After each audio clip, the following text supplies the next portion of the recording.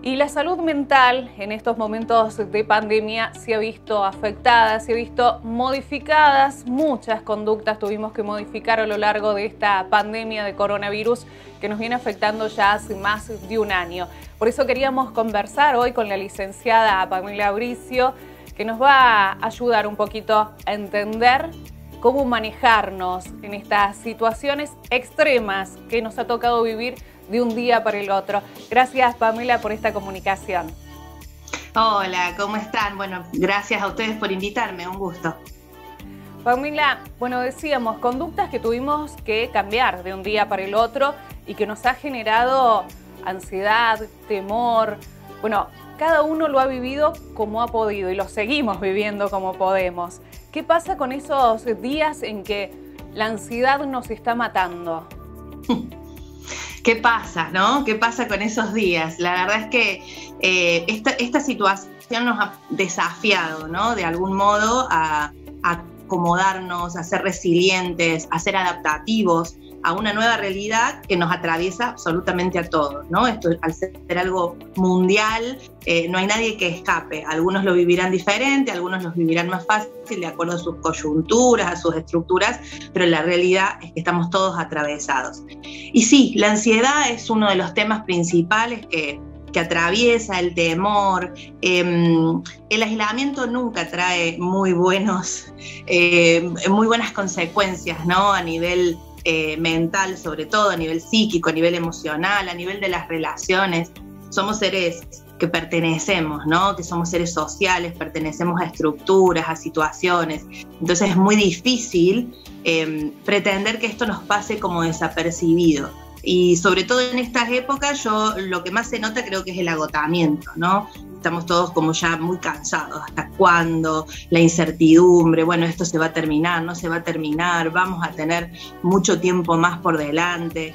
Hace creo un año atrás todos estábamos pensando, bueno, en un año ya esto va a estar más o menos resuelto, vamos a volver más o menos a nuestras vidas, y sin embargo empieza un nuevo año y todo pareciera que vuelve a empezar. Es pesadumbroso, es angustiante. Y sí, hay sectores además que se sienten como mucho más afectados. Los niños, los adultos mayores, los adolescentes, son grupos etarios que no la han pasado nada bien durante el año pasado y que en este año todavía están siendo muy afectados por todo esto. La franja intermedia, los adultos como nosotros más o menos podemos movernos un poco más, manejamos porque laburamos, porque tenemos que ir, movernos, hacer cosas, ocuparnos de nuestras vidas, ocuparnos justamente de estas otras franjas etarias. Entonces de algún modo nuestra vida es un poquito más, se acerca un poco más a lo que conocemos como lo normal, ¿no? Claro. Pero la realidad es que nos vemos todos muy, muy atravesados por esto. Pamela, ¿qué pasa con esos días cuando, bueno, al principio se veía mucho que la gente no tenía ni ganas de cambiarse? Estaba todo el día en pijamas, total había que quedarse en casa, así que bueno, trabajábamos, hacíamos home office en pijamas. ¿Qué pasa con esos días en que uno por ahí no tiene ganas de nada? ¿Cómo seguimos? ¿Cómo salimos adelante? Qué difícil, ¿no? Bueno, lindo sería poder decirte, y bueno, esos días quédate tranquila, vivilo en pijamas si se puede. La realidad es que, en realidad sería un buen consejo si lo podemos hacer, ¿no? Un día no pasa nada, 2 días no pasa nada, no es grave, es más, hasta puede ser saludable, ¿no? Permitirse el relax, permitirse estar distendido, relajado. El problema siempre es cuando ya no tengo razones para hacerlo. Una cosa es que yo lo haga porque quiero estar tranquilo, relajado en mi casa, porque no tengo razones para prepararme, para vestirme de manera especial. Y otra cosa es cuando ya no tengo sentido, ¿no? Cuando uno dice, bueno, pero ¿para qué? ¿No? ¿Para qué me voy a vestir o para qué me voy a levantar? ¿Para qué voy a comer? Bueno, ahí sí tenemos que estar atentos. Eso puede tornarse peligroso, ¿verdad? Puede ser peligroso, puede ser el comienzo de una enfermedad, de una depresión, una futura depresión. De una depresión, exactamente. Tenemos que diferenciar que hay estados de ánimos deprimidos y hay trastornos depresivos, ¿sí? Eso es como lo que marca la distancia entre algo que es patológico y algo que no lo es. Puede pasar que a mí me suceda algo, cualquier cosa que para mí sea dramática, importante o angustiante, y eso genere que mi estado de ánimo por un tiempo sea depresivo, pero es mi estado de ánimo el que está deprimido, no es toda mi persona, y hasta tiene una razón de ser. El problema es cuando esto ya se vuelve algo patológico y ya toda mi estructura es la estructura mental y psíquica, tiene que ver con una estructura que ya es patológica. Entonces ahí tenemos que estar atentos. Yo creo que esta situación ha movilizado patologías depresivas en adolescentes, en adultos mayores, en algunos niños, ¿sí? Porque la verdad es que para ellos ha sido realmente, creo que son las las franjas etarias que más se han visto afectadas por todo esto. Claro. Entonces es complicado, hay que estar atentos. Bien, vos decís, estar atentos. ¿Qué es lo que nos marca que una persona puede estar en peligro? O qué sé yo, por ahí encontrarse en una situación de la que no logra salir. No sé si tanto en peligro, pero de una situación en la que no puede salir, que lo vemos que está ahí, que no avanza. ¿Qué podemos hacer nosotros para ayudar? Mira, lo que creo que primero podemos hacer es escuchar y es preguntar sobre el sentir del otro. Estamos muy acostumbrados a preguntar un cómo estás muy sueltito de cuerpo, ¿no? Un cómo estás como respóndeme por compromiso y no profundices demasiado. No nos hacemos cargo del sentir realmente del otro y de dedicarnos y de escuchar y de estar atentos. Si le pregunto a mi hijo cómo está, sería importante que pueda detenerme a escuchar realmente cómo está. Si le pregunto a mi madre o a mi abuela, a mi abuelo, ¿cómo estás? No solamente si comiste, si te levantaste, si estás entero, si no pasó nada grave, si te acordás de las cosas. Es preguntarle cómo estás, qué sentís, cómo estás viviendo esto y detenerme un segundo y escuchar. Es importante poner en palabras nuestras emociones, nuestros sentires. Y somos una sociedad que muchas veces vivimos tan urgentemente que no nos detenemos a escuchar a los que amamos, aun cuando los amamos profundamente. Pero aún así pareciera que no está por ahí nuestro lugar, y bueno, que se ocupe otro, que escuche otro, que vayan al psicólogo, lo cual está perfecto, los vamos a escuchar, pero también necesitamos de esto, necesitamos de aquel con quien vivimos o de aquel con quien de los afectos más directos. Claro. Los afectos, exacto. Sentir que somos de algún modo escuchados, vistos por los que amamos. Entonces yo te diría, eso es lo que podemos hacer, escuchar, estar atentos, tiene que ver con escuchar. De verdad, escuchar y prestar atención a lo que nos están diciendo.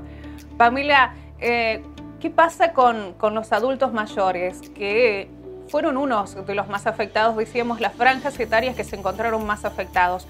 Los adultos mayores tuvieron que literalmente encerrarse, tratar de no salir, de cumplir con todos los protocolos al máximo, porque es la franja etaria que está más vulnerable, que está más propensa a enfermarse en todo caso de este virus. ¿Qué pasa con ellos, con la soledad? ¿Cómo podemos hacer para que ellos no se sientan tan solos? Muchos dicen, estamos solos, no podemos abrazar, no podemos besar a nuestros nietos, esas visitas de los fines de semana no las tenemos más. ¿Qué hacemos con esto? Sí, mira, yo ya el año pasado cuando todo empezó, a mí me preocupaba mucho esta falta de consideración de todos estos aspectos. Creo que esto que nos estamos preguntando en esta conversación con vos es algo que deberíamos habernos preguntado desde el minuto uno. A ver, incluso quienes tomaban las decisiones, yo creo que, y no soy quien ni pienso cuestionar las decisiones, creo que siempre se ha hecho lo que sea necesario para el bienestar de toda la sociedad, pero también creo que se olvidó de bajar requerimientos, o mejor dicho, bajar recursos para que quienes, aparte de aislémonos, tomemos distanciamiento físico, justamente esto, ¿qué hacemos? ¿Cómo contenemos a estas personas a las que de algún modo aislamos, ¿no? Con, obviamente, el objetivo de preservarlos, de cuidar su salud, de cuidar sus vidas.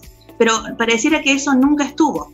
Es decir, es como, bueno, hagamos lo que podamos, siempre como que improvisamos, y mientras tanto nos perdimos un año en donde afectamos emocionalmente mucho a un grupo que es muy vulnerable de por sí.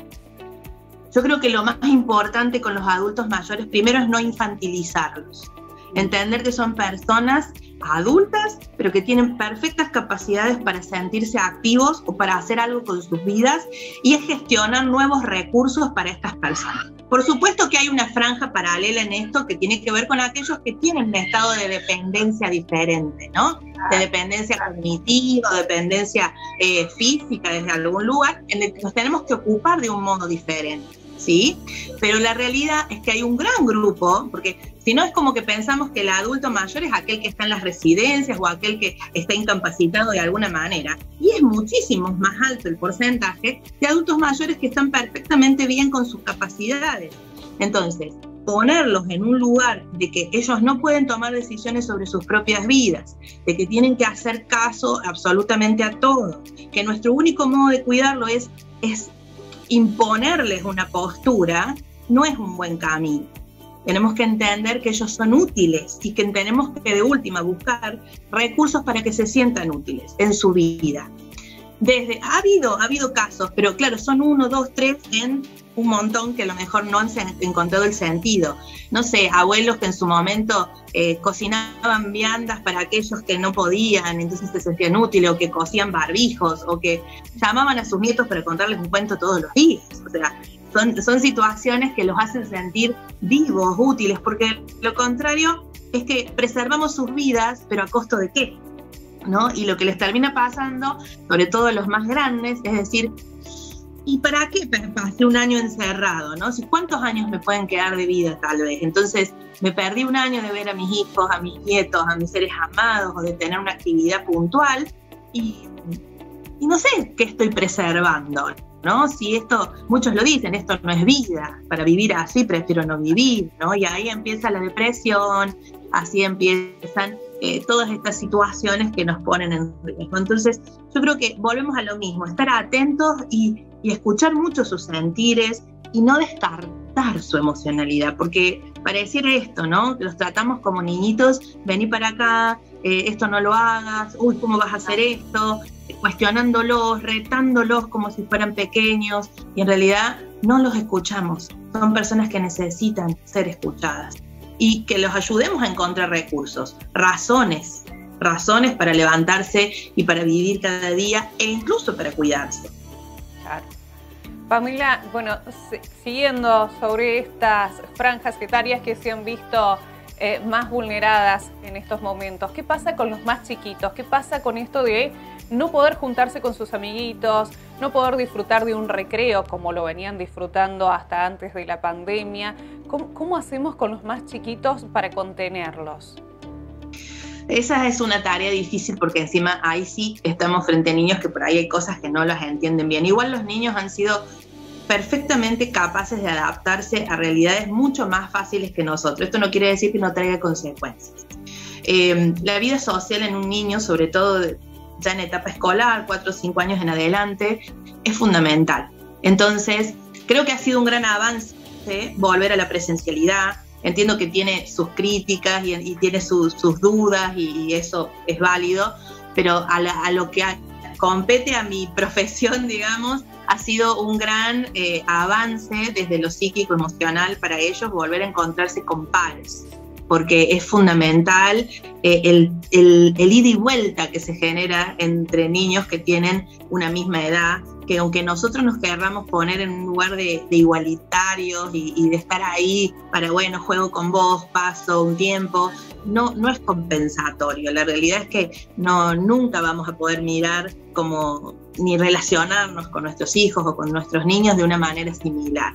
Entonces, ahora es momento de alentarlos, digamos, a estos momentos, a estos lugares, de no tener tanto miedo, sobre todo. Creo que a veces somos papás atravesados por miedos, de, bueno, no, porque fíjate, y los niños están un poco más allá de esto. No digo con esto que nos descuidemos y que no los preservemos, pero no les transmitamos todo el tiempo que el otro es un peligro, ¿no? Que el otro puede ser el motivo de enfermarme, de lastimarme o de hacerme un daño. Eso es lo que tenemos que tener mucho cuidado, porque nosotros entendemos desde dónde lo decimos, pero ellos tal vez no. Entonces, ¿cómo hacemos después para decirle, listo, ya pasó el peligro, ahora podés relacionarte libremente? Ellos nunca lo aprenden, no lo aprendieron, porque en algún momento se los bloqueamos y se pasan más de 1 año, 2 años, diciéndole al otro, sí, pero mantenete lejos, sí, pero no me toques, sí, pero no me respires cerca. Y es esto, es mirar al otro como un símbolo de peligro. Cuidemos estas partes y dentro de lo que se pueda, cuidando los protocolos y demás, alentemos a nuestros hijos a relacionarse con pares. Yo creo que tarde o temprano eso es más saludable, porque si no nos olvidamos del factor emocional y de lo que tiene que ver con el sistema inmunológico, que tanto se refuerza cuando estamos positivos, cuando estamos armados emocionalmente, sobre todo en nuestros niños. Si no, después empezamos a tener niños sedentarios, niños que no saben cómo compartir, que no saben cómo relacionarse, que se cansan de los otros, que se quedan ensimismados, que empiezan a perder razones, y esto es una realidad. Entonces tenemos niños deprimidos y creo que no hay apocalipsis más espantoso que tener niños deprimidos, ¿sí? Es lo que realmente nos tenemos que ocupar de modificar. De lo contrario, estamos cuidando un futuro que se vuelve muy desalentador, ¿no? Y si hablamos de profesiones, bueno, creo que la que se ha visto más afectada obviamente son los médicos, los enfermeros, quienes trabajan en salud. Bueno, les ha tocado despedir compañeros también incluso. ¿Cómo pueden ellos lidiar con todo esto y no sentirse agobiados, agotados? Porque decimos, el sistema de salud está colapsando. Están colapsando las personas también. ¿Cómo hacemos para que ellos puedan seguir adelante? ¿Qué podemos hacer nosotros como personas que los acompañamos, que los vemos diariamente trabajar, para ayudarlos en esto? Mira, ese es un tema más difícil porque siempre está atravesado por un sistema político también, ¿no? Político-económico que nos atraviesa. Es decir, evidentemente, si hay algo de lo que nos hemos dado cuenta en este tiempo es, por un lado, cuán postergado está el sistema de salud a nivel económico, ¿no? Presupuestario y demás. Y por otro lado, cuánta vocación, ¿no? Cuánto amor hay en tantísimos profesionales de la salud que han sostenido como de lugar todo este proceso. En nuestro día común y diario, si tenemos personas que se dedican y trabajan en salud, creo que lo mejor que podemos hacer siempre es agradecer, es contemplar, es fomentarles el orgullo por lo que han hecho, por lo que hacen día a día. Pero creo que también es un deber y una deuda que nos estamos generando como sociedad de generar cambios, ¿no? De exigir cambios, ¿no? Porque si no, esto va a pasar y de golpe todo va a volver a lo mismo y nos vamos a olvidar, porque lamentablemente somos un poco así, nos olvidamos de qué pasó en esos momentos de urgencia, en esos momentos de necesidad. Y creo que ellos necesitan que velemos por ellos, que esto deje de ser una lucha interna en donde ellos luchan por sus derechos, sino que ya seamos todos comprometidos en esa lucha. Y si esto está valorizado, ellos se van a sentir mucho mejor. Es muy triste pensar que sienten que no están bien contemplados, que no están bien valorados, que no están bien pagados. Es esto, o sea, ¿por qué duele tanto para un compañero o un colega, más allá de que a cualquiera nos dolería, perder a un colega, por ejemplo, por COVID? No solo por lo que implica perderlo, sino por lo injusto de la situación. Decir, bueno, dio su vida por prácticamente migajas. Entonces, hay algo que tenemos que cambiar. Hay algo que necesitamos, por eso generamos casi una deuda social de exigirles un cambio. Porque el sistema de salud siempre le ha pasado mal. Ahora lo vemos porque estamos con el ojo ahí. Y es todo lo que vemos. Pero la realidad es que lo han pasado mal históricamente. Y te digo, como una salvedad a esto, es el sistema de salud mental. Está mucho más precarizado todavía que el sistema de salud general. Y cuando todo esto pase, como te decía antes, no se han contemplado muchas cosas a nivel emocional y psíquico, y lo que se viene, lamentablemente, creo que es una pandemia de salud mental. Yo creo que esto trae muchas cuestiones aparejadas a futuro para todos los grupos etarios, y no todo el mundo tiene acceso a la salud mental, lamentablemente, porque el sistema público directamente es muy precario o es muy nulo. ¿Sí? Es más probable que uno vaya y encuentre hoy por hoy una cama y un respirador con la situación terrible que estamos viviendo, que un profesional de la salud que lo pueda atender inmediatamente, y no de la salud psíquica, ¿no? Y no digo que no los haya, hay excelentes profesionales, pero no se destina presupuesto ni dinero en eso. Entonces después tenemos lo paralelo, que es lo privado, perfecto, pero tampoco es fácil, no todo el mundo tiene acceso a lo privado o puede acceder. Entonces, ¿quiénes son los que se van a ocupar de su salud mental después? Bueno, un grupo reducido de la población, de los que realmente lo necesitarían. Entonces, hay un trabajito bastante intenso de hormiga para hacer desde ahora. Ojalá se empiece desde ahora, porque si no, nos quedamos con que hay que poner barbijo, alcohol, protocolo, distancia, lo cual me parece perfecto, pero nos olvidamos cuáles son las consecuencias en esto, y no estamos mirando al ser humano como lo integral y holísticos que somos, ¿no? Con todos nuestros aspectos. Y después decimos, bueno, no importa, hay que vivir, después vemos qué hacemos con el resto. Y sí, está bien, hay que vivir, hay que sobrevivir, pero no es después vemos qué hacemos con el resto, porque hay que ver desde qué manera sobrevivir, si no, los costos son altísimos. Claro que sí. Costos muy altos, me decís con respecto a la salud mental, que vamos a pagar de ahora en más. La salud mental tan importante. Pero bueno, también otro grupo que se ha visto afectado son los adolescentes. Los adolescentes porque no pueden juntarse, no pueden salir a bailar. En realidad, bueno, por algo empiezan a surgir todas estas reuniones clandestinas, por llamarlas de alguna manera. ¿Qué hacemos con ellos? ¿Qué hacemos con nuestros adolescentes? Yo creo que es uno de los grupos que más me preocupa siempre. Desde el año pasado siempre dije, la están pasando mal, y han sido mucho más respetuosos de lo que uno se creía, ¿no? Uno se imaginaba que a la primera de cambio los chicos iban a salir escondidos, corriendo, a hacer desastres por ahí porque son adolescentes y porque les ponemos este lugar de rebeldes y de buscadores de problemas, y en realidad han sido muy contemplativos, han cuidado a sus seres amados, se han preservado, han quedado en sus casas. Pero bueno, lo que pasa es que, como todos, volvemos a lo mismo. Si para el niño es importante, para el adolescente lo es todo. El par lo es todo. Entonces, el niño puede pasarla bien con sus papás. El adolescente en general no la pasa tan bien con sus papás. En la adolescencia uno lo que quiere es salir corriendo lo más que pueda, lejos de hermanos, padres, abuelos. Sí, los quiero ver un rato, quiero comer un fin de semana, quiero cenar con ellos, pero no quiero que me hablen, no quiero que me pregunten, no quiero hacer nada con ellos. Lo que yo quiero es estar con mis amigos, quiero estar con mi novia, con mi novio, con mi par. No quiero estar con mi familia. Entonces, fue todo un desafío generar espacios en donde el adolescente pudiera estar y permanecer, sobre todo. Pero, claro, cuando ellos pudieron encontrar algunas salidas y demás, yo creo que se acordaron de lo que se estaban perdiendo, y después se lo empezaron a decir, no, bueno, ahora hay que privarlo de nuevo, ahora hay que frenarlo. Y la realidad es que es muy difícil. Entonces, nuevamente, les decimos que se queden en casa, pero no les damos recursos para hacerlo. Les decimos que se comuniquen de otra manera, pero ellos no encuentran razones. Entonces, tenemos que encontrar recursos que sean aptos.